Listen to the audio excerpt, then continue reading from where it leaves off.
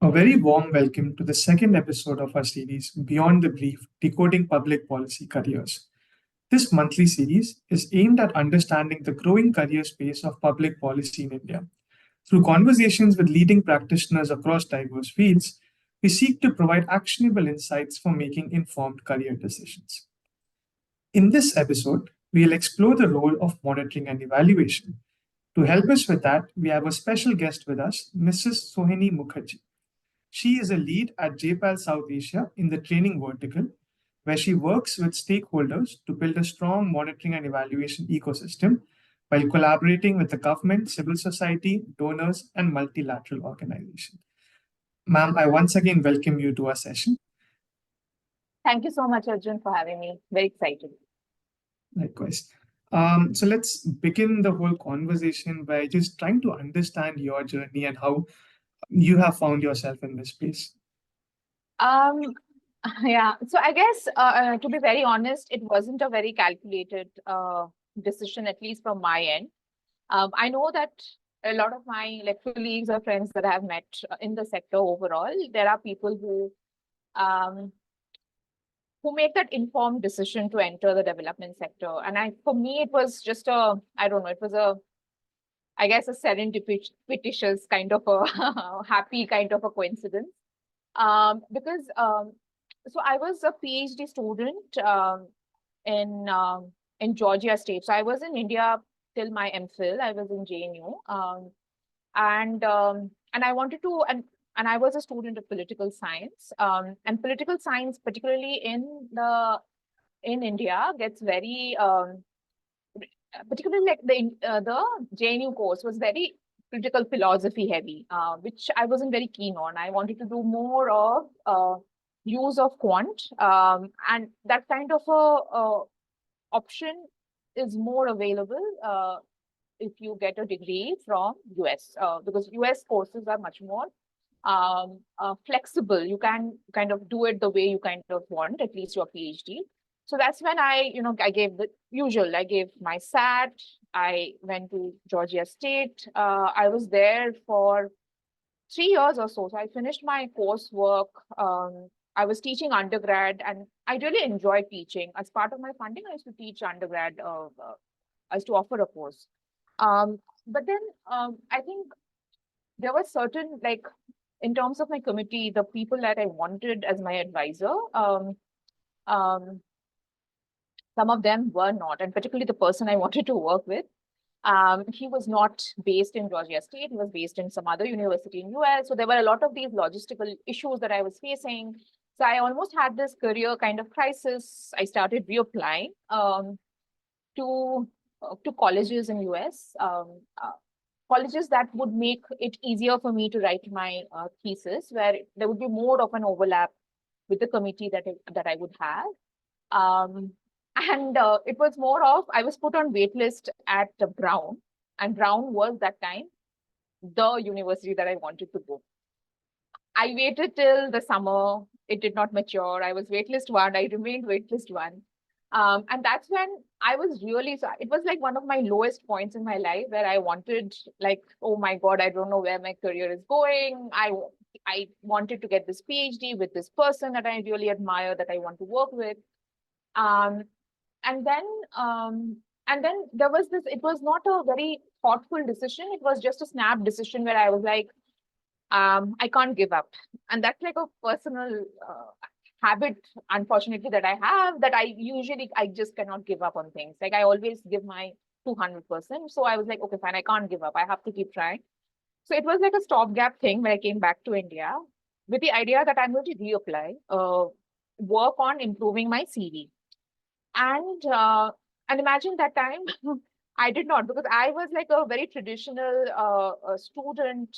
A lot of people go through that trajectory where they pass, they take degree after degree, but they don't get really the work experience, right? So they don't really know what kind of jobs that they are suitable for, what jobs are of interest, and whether their degree is really speaking to that job, and whether they will equip them to do that job, right?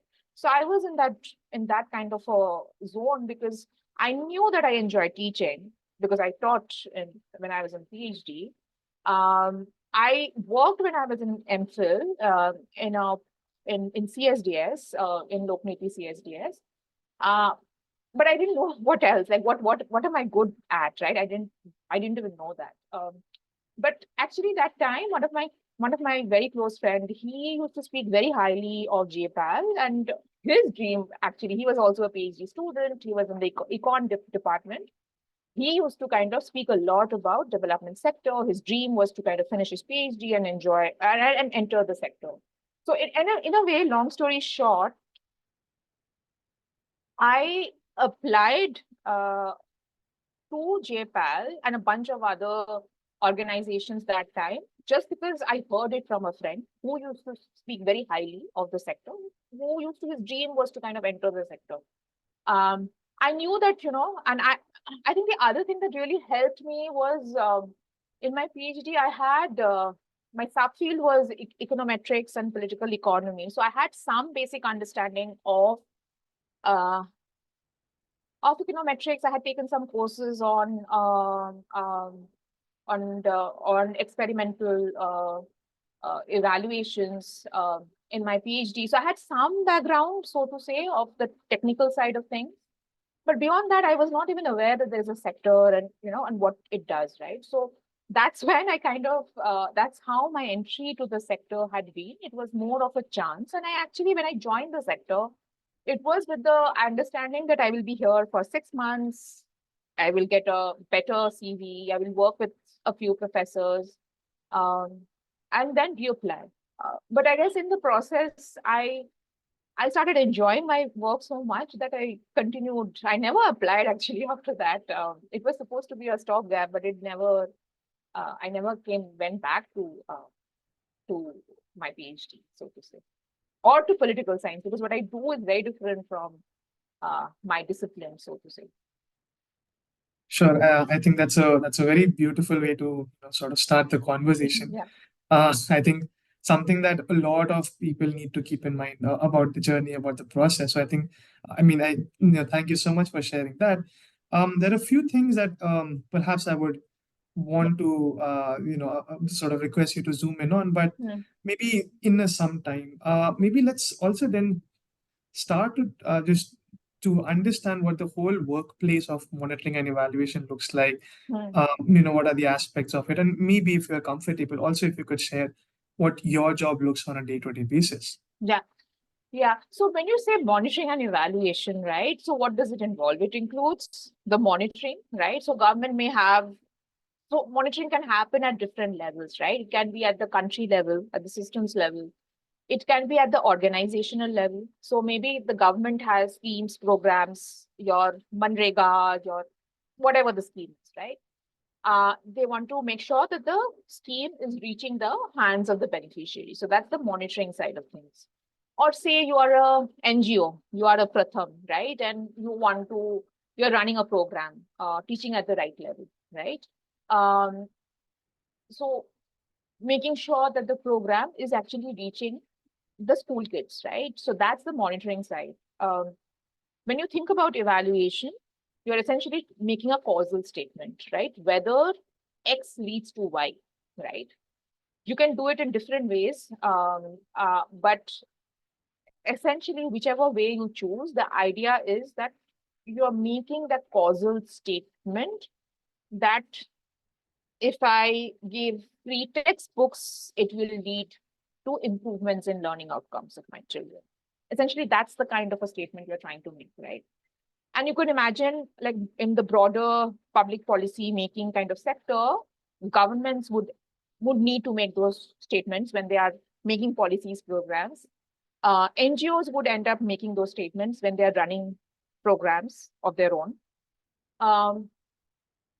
Even like donors, right? For example, if it is your typical donor, your Gates Foundation, right? Or they work a lot on health, particularly in states like UP and Bihar, where they are also trying to understand that, okay, fine, if I have to make changes in outcomes on XYZ when it comes to health, which are the programs of my grantees should I invest in? And they may have an M&E cell, and they do have an M&E cell to help them think through those linkages, right? So essentially, M&E tries to kind of unpack that, right? It's a little bit more, so in a development sector, you can definitely work on M&E, but then there are also like general, like you can also work on specific sectors, right? So there are people who specialize in health, education, which are more traditional sectors, and the more upcoming sectors are, you know, your gender, your climate change, your energy, you know, those aspects. And each of the sectors has its own, you know, technical side that you can zoom into.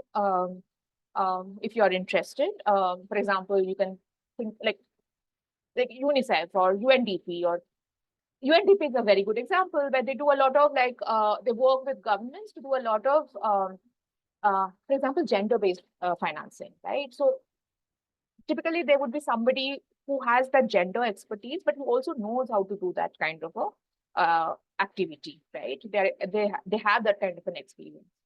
So that those are the options you can, and if you are not interested in the technical side of it, you can also broadly work on policy advocacy, you know, those kinds of things. There are a lot of organizations that do that kind of work. But my role, I think to your second question on what exactly I do at JPAL, I think I was very lucky that I have the kind of, and from a very early on, I had the role which is very, very diverse. And I want to kind of caveat with the point that not every organization would have the kind of a wide spectrum of work to work on, right? So for example, a big part of my work is donor management. We have one of our we work a lot with World Bank and UNDP. So the donor management side is something that I work on very actively. I do a lot of fundraising work for the organization. Then there is a second part of my work is more on helping organizations. It can be your government, it can be your NGO, it can be even a donor, it can be your international organization, but helping them develop their M&E frameworks. Because after all, JPAL is a research institute. Our core work is conducting evaluations, which the research team mainly undertakes.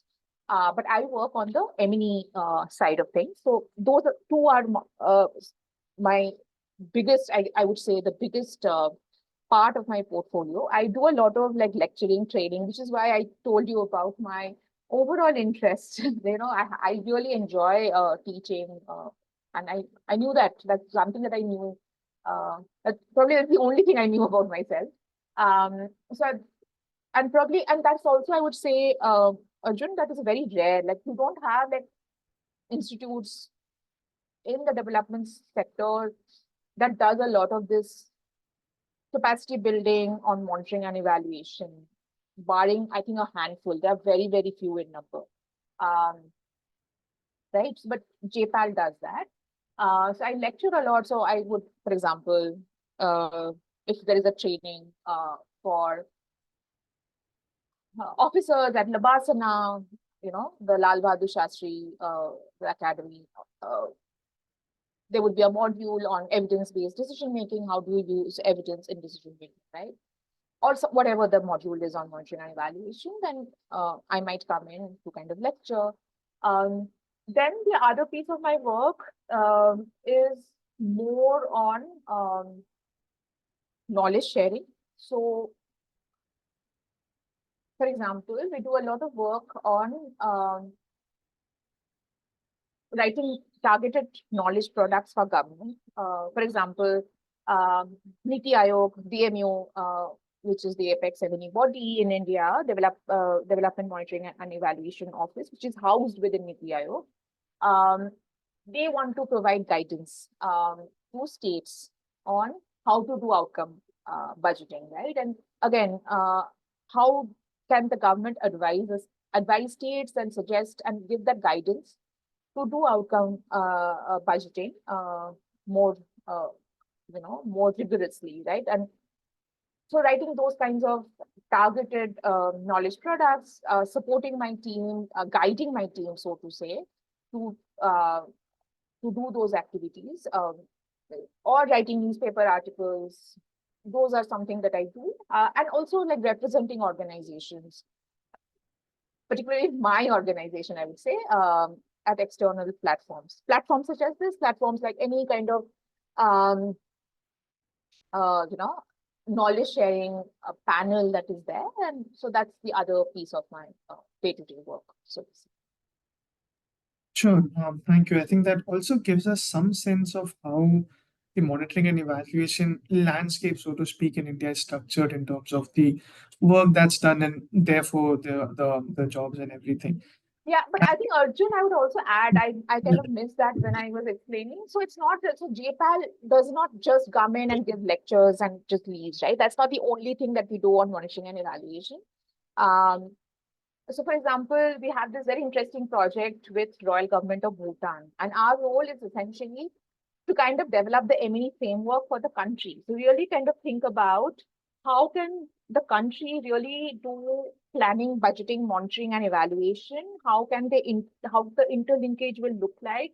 Um, who should do what? What is the reporting structure going to do? What is the frequency of reporting? And how the entire uh, policy making can be more streamlined, right? So here you're essentially uh, directly advising the government to really think through the overall M&E framework. Um, so a lot of our work also, and because this happens because of the CLEAR initiative that I'm part of, the CLEAR South Asia initiative, which is hosted by World Bank. So a lot of that work actually, which is coordinated by World Bank and UNDP, which is actually is possible because of the CLEAR's initiative, so to say. So I would also add that bit as well. Sure, sure. Just trying to understand that better. Monitoring and evaluation as a sort of function or as part of the organization in India is still perhaps relatively growing, right? We're still sort of accepting the idea. I think GBAL has sort of been the pioneer in some sense globally, the whole idea of monitoring and evaluation in RCT and similar ideas. Um, so, how do you think monitoring and evaluation is growing across the different, say, policy domains, so to speak? You I think briefly also touched upon climate and these ideas of a few donor organizations. So, how do you think that is shaping up? Do you see some trends there that certain sectors are perhaps a bit more receptive to such functions? Something of that sort. Anything you would want to comment? Yeah, so I would say that see, monitoring and evaluation, as I was saying, right, it doesn't always have to lead to an RCT, right? It can also be, I don't know, a simple pre-post. Government does a lot of pre-post, right? Government doesn't do RCT that much, right? I mean, there are some governments that do RCT who are even funding RCT, so to say. For example, uh, the Tamil Nadu government funds RCT, so to say, for us. But then there are also like simple pre-posts that you can do. You can do difference in difference. You can do regression discontinuity. Depending on what your study is, you can do a lot of different things. But I guess if you ask me about the overall, the big trends when it comes to M&E, I think uh, there are quite a few, right? There is this focus now on RBM, the result-based management, right? That is a lot of World Bank, UNDP, they kind of focus a lot on RBM kind of a framework. A lot of countries have also adopted RBM as an approach. There is also a lot of focus on moving away from um, just measuring inputs to outputs. So just measuring whether the program is just reaching the hands of the beneficiaries. If you think about the earlier M&E frameworks of government few years back, it used to be a lot of the government has this much of outlay, and that would be their entire, most of their M&E framework would just focus on the money, right? Now there's a lot of this understanding that that's not all, right? You have to also make sure that once the program reaches the hands of the beneficiary, it is leading to that change in their behavior, right? If you're giving free books, textbooks to children, are children actually using it? Is it leading to learning outcomes improvement? Is it leading to children coming to school more often? So I think that output to outcome level change is also another trend, I would say, when it comes to ME. A lot of governments have also moved. I mean, I would say the front runners. For example, NITI Aayog, DMU, they have this own framework that they have developed where DMU directly works with ministries to develop this output outcome monitoring framework that I'm talking about, and really encourage the government ministries to kind of think more at the outcome level. So I think that's the other thing.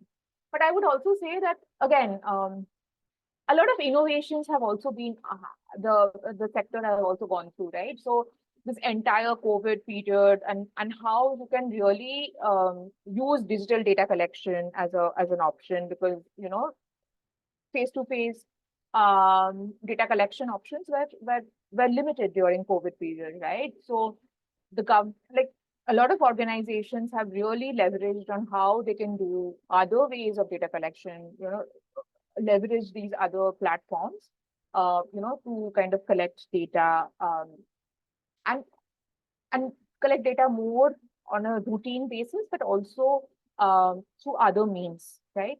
There is a lot of focus on real-time monitoring that you would also hear in the sector, which is very new, right? These things are very, very new. The government is also, a lot of governments recognize this aspect of how there is a value in real-time monitoring. Yeah, I mean, I guess, and the use of technology overall, I think that's also something that I would say has happened. And I think overall, there is this push that, you know, evaluation is not just going to be just for auditing, just to answer your donor. That's not the only purpose of evaluation, or for a government just to make sure that, you know, to respond to any kind of government question. It is also for learning purpose, right? Evaluation does help you understand what works, what doesn't. And because there are limited resources and there are unlimited wants, where can you redistribute your resources so that you can have the biggest bang for the buck, so to say, right? So there is a lot of focus on overall on this understanding in the community, including in the government, to kind of use evaluation for learning purpose. And I would say that, yes, RCT maybe is one of the many ways you can do. The sector also, there's a lot of use of mixed methods, right? There's a lot of other ways in which you can also do studies, do evaluations, so to say. So yeah, that's how I would kind of think of it. Sure, I think that's an interesting way to think about it. I'll also think that it's a good time to just take a step back and go back to, you know, the journey that you shared about how you landed up here, where you spoke about, you know, moving from PhD in political science to this space. So just trying to then also think about what are the, you know, the skills, competencies, and attitudes that are sort of good to have to thrive in this space, and maybe how one can go around building those as well. No, I think that's a good question. I think so I would say it depends on the role and the job and where you're working, right? A lot of that depends. But overall, I would say that communication is very important, right? Whether you are the government or you're in the research side, or whether you are an NGO, your ability to write succinctly to the point, and not write things that are very verbose and very long. So make your point across in very short sentences, but direct sentences in few pages, and your flow in thinking, right? I think that is a very useful skill that will be useful wherever, whichever stakeholder you work with ultimately. I think communication, as in oral communication, is also going to be, would be useful, because I feel like a lot of work, a lot of times you have to speak about the work that is happening, right? And really simplify it. If you are a NGO, you might be trying to make a case to your donor. If you are a research institute, you are trying to speak to a policymaker and make them understand what works, what doesn't, right? If you are a policymaker, you would have to work with other policymakers, right? So um, even if you are, even if you're working in a particular department or a particular ministry, you have to ultimately explain to that IS officer, this is how I'm thinking, right? So your communication and strong communication is going to be super useful and relevant. I would also say that, and that is true for not just this sector, I think for any sector, right? Little bit of problem solving, big picture thinking, that really helps people, individuals who have that skill, to kind of grow and have a more long-term career, right? And really grow and improve in the role that you have. And that is true for any industry, I would say, that you are in, right? The fact that you can problem solve, think on your feet, would be, I think, a very useful skill set to possess. I won't say that, and I think all these skills are uh, workable, right? You don't have to come with it. It's not like, I don't think that there is one perfect individual who has all the skills, right? The idea is that, like everybody, I have certain skills that I need to improve on. And it is that continuous journey, right? So your willingness to learn and grow, I think that is going to really help, because if you are open to learning and open to getting the feedback, then you can really work on the things, set targets, and really improve in the process. So I think everything, including problem solving, big picture thinking, if that is something that you don't do in general, try to kind of do that more often, and try to come up with solution, try to take more initiative. And you can definitely, I think, improve on that, even if that's a area of improvement.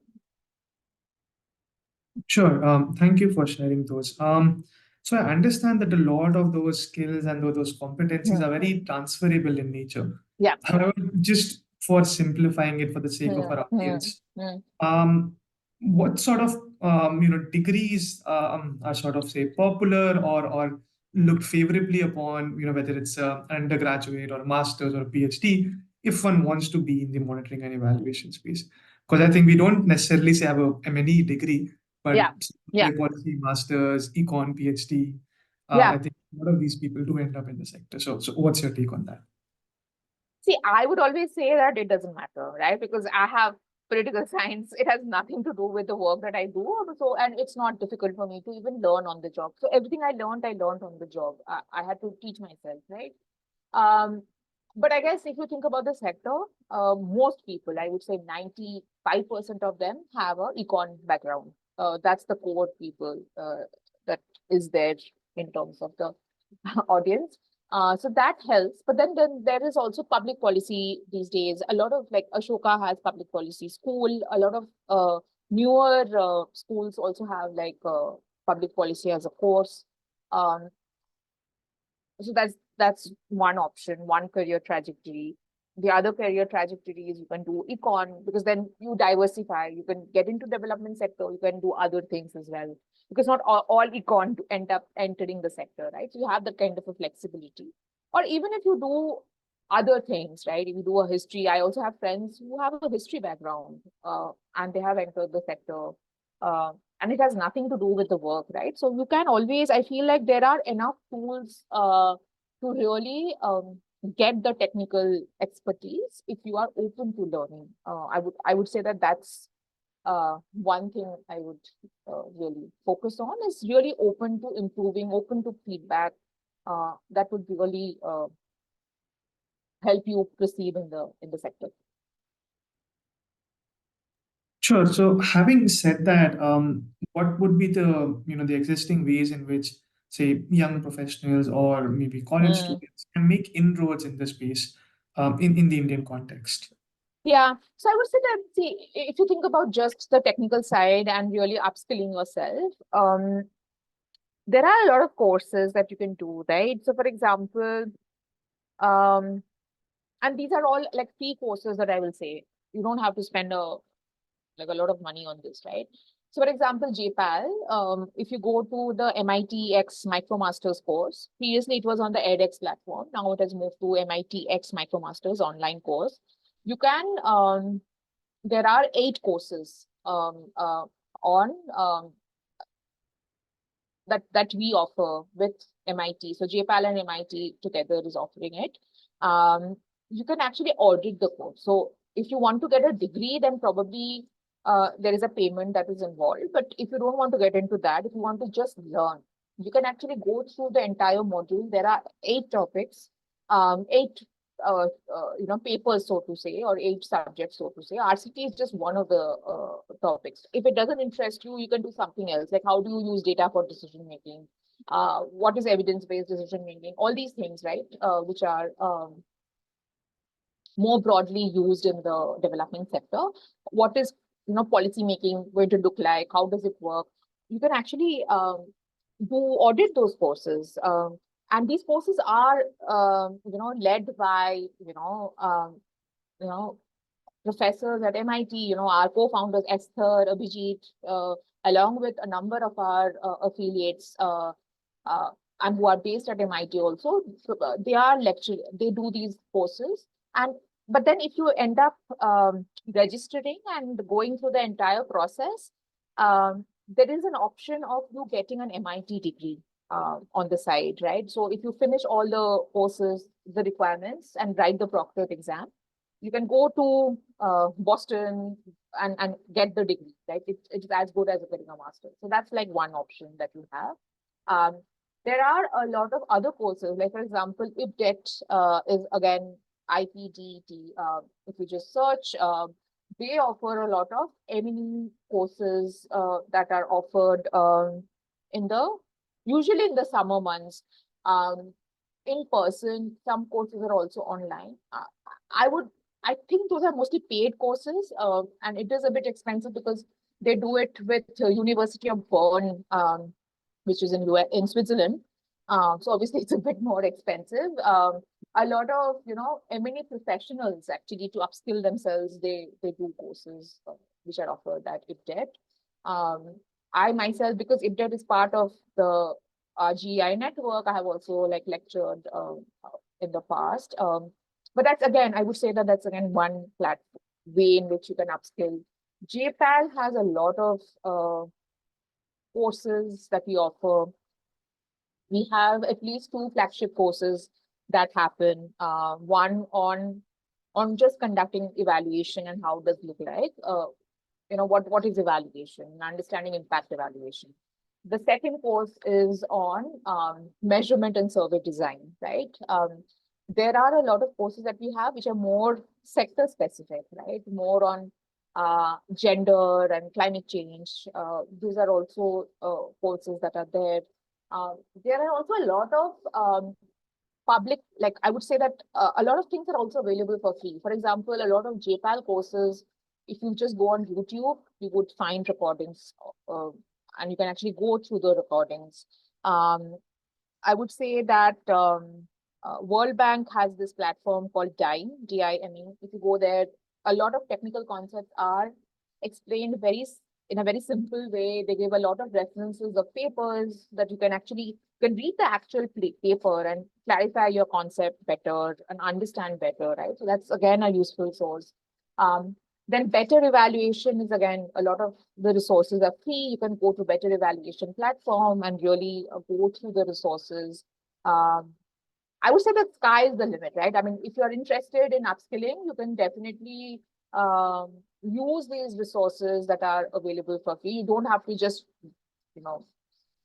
spend money, hard-earned money, right? You can actually maybe start reading and going through the resources. Try to first understand, okay, if I'm interested in health, what are the big schemes that the government has on health? If I'm interested in education, what are the big schemes? You should be aware of the big schemes, how the schemes have been evolving over the years. What is the reason for the change, right? And try to understand why the government had changed a particular scheme as time has progressed. Was it using evaluation? Was it like any particular study that you can, and see whether that is something that really interests you and picks your attention, right? You can potentially, I would say that don't do my way where I studied and then had to answer this question that, what is this education going to lead to? I guess a more smarter way, and a lot of younger generation does that way, is basically you do your undergrad, you work for a couple of years, you kind of try to understand more broadly, you do an internship, you try to understand what is it that really piques your interest, and then based on that, uh, you get a master's or a PhD. And what essentially degrees that you need to kind of do that work, right? And be a little bit smart about it. Yeah. Sure. I think, Moshe, that's a very, very comprehensive list of resources that you shared. I think that will be enormously helpful for anyone who's listening and watching to this conversation. You also shared a few tips. I just wanted to. I had a question that I should thought Okay. of definitely asking you. Is that Yeah.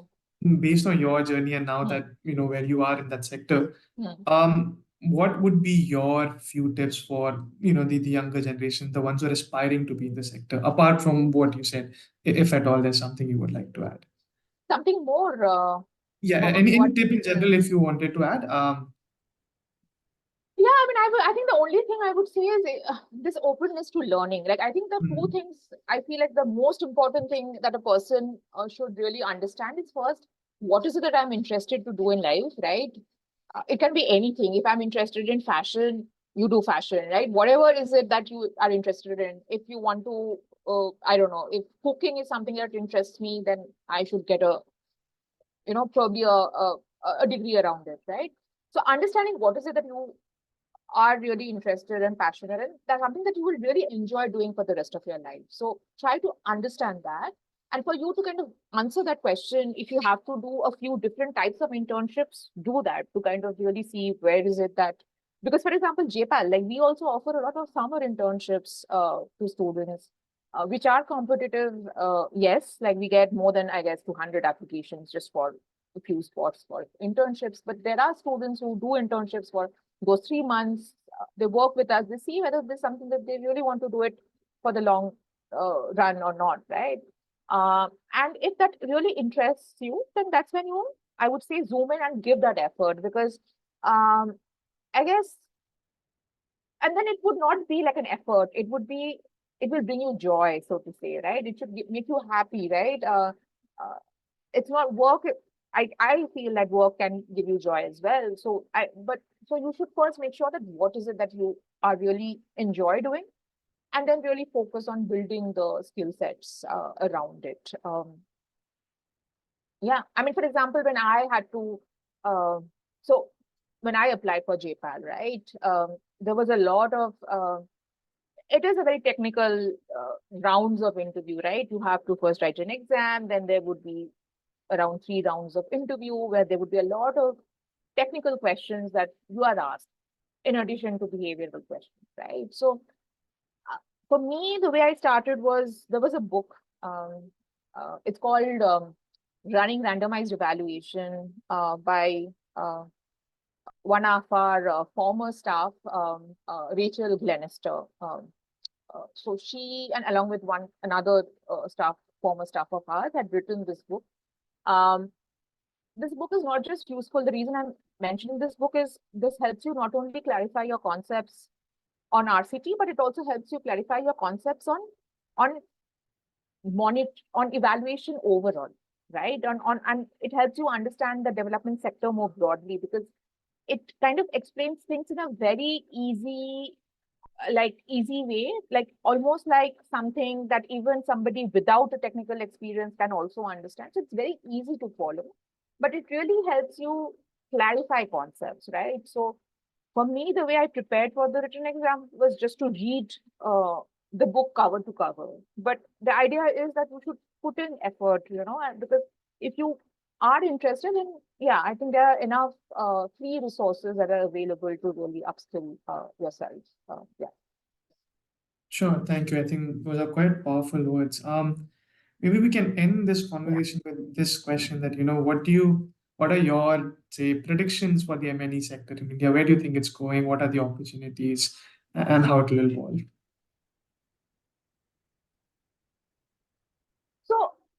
I guess the way I would kind of think about it is, when you think of M&E, right? M&E is very mature. I think you were mentioning that it is pretty new, right?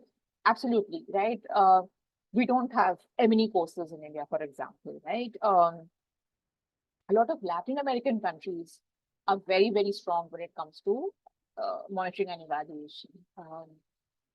And they have very strong systems, processes, all of that. But I would say that, but India is also, there is a lot of, at least in the workspace, in the development sector, there's a lot of focus on monitoring and evaluation, and particularly on using for learning, as I was saying. Even the government also sees a value in doing that, right? So I would say that, and again, with it's also a very evolving sector, right? There is a lot of this entire conversation around AI, right? How you can leverage AI to do better monitoring and evaluation, right? There's a lot of innovation, or say machine learning. There's a lot of the innovations that are happening overall.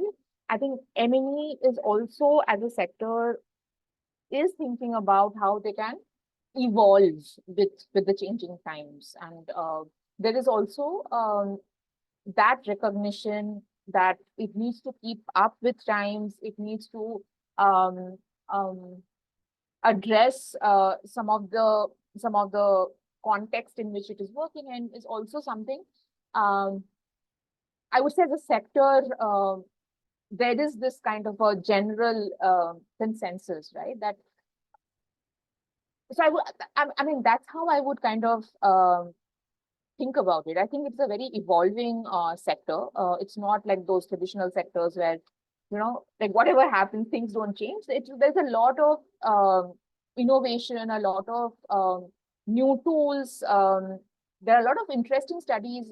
Already, there are quite a few studies that have been undertaken just leveraging AI on just doing better monitoring and evaluation. And again, it's not just conducting studies for the sake of it, right? Even there is this recognition, even within the government, right? How can I leverage some of these platforms to reach my beneficiaries better? Just that, making sure that my policies reach the people, right? So I think that understanding is also there even at the highest level, at the policymaking side. So it is a very evolving domain. And so is, I think, development sector. If you are something that's of interest to you, then yeah, definitely consider this. No, absolutely. I think the whole sector is very dynamic, and therefore many sector as a whole also become extremely dynamic. So I think, I think that brings us to the end of our conversation. Thank you so much for spending this time with us. And I think Thank you so much, Arjun, for having me. Thank you so much. I really enjoyed talking to you. Yeah. Thank you for sharing the intangibles and tangibles both with us today. I hope I made some sense to people, but yeah, thank you so much. Yeah. Absolutely. Thanks. Thank you.